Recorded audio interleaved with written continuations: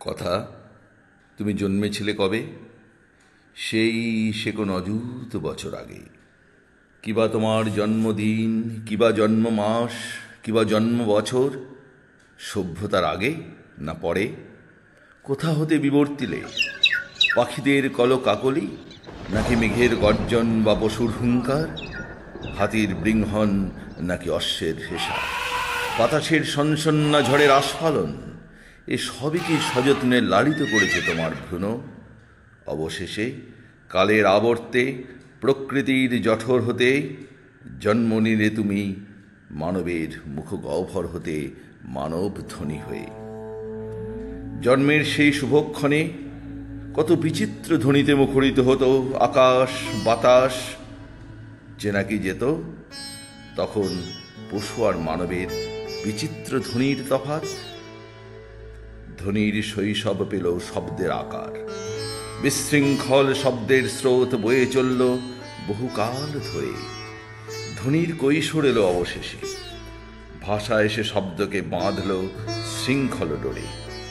ব্যাকরণ এসে শৃঙ্খলিত ভাষাকে করল আরো সুশৃঙ্খল। আজ তুমি অসীম শক্তিশালী, তুমি আজ শক্তিশালী পরমাণু বোমারও চেয়ে।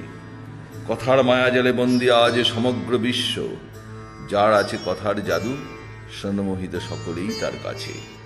কথা শিল্পী, বাচিক শিল্পী, কথা সাহিত্যিক, কথক, কথায় মোড়া মানব সমাজ, কথা দিয়ে কিনে নিয়ে মানব হৃদয়।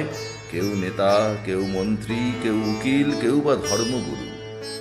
কথায় সৃষ্টি করে সাহিত্য সম্ভার, কথায় সুর দিয়ে সৃষ্টি হয় গানের জলসাঘর। কথা, তুমি মায়াময়, মোহময়, অমোঘ শক্তিধর। কথা, তুমি জাগিয়ে তোলো স্নেহ, প্রেম, ভালোবাসা, বিশ্বাস মানব হৃদয়ে। আবার তুমিই সৃষ্টি করো ঘৃণা, হিংসা, ঈর্ষা, বিদ্বেষ। কথাতেই খুঁজি আমরা জীবনের মানে। জীবন বিনাশ হয় কথার সৃষ্ট অপমানে। নরেনকে চিনল বিশ্ব শিকাগো সম্মেলনে শুধু কটি কথা দিয়ে। My brothers and sisters of America.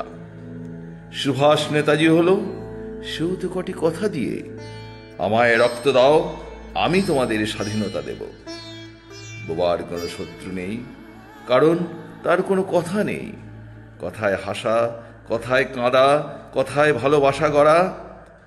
অসির যে মসি শক্তিধর, সে তো কথারই নামান্তর।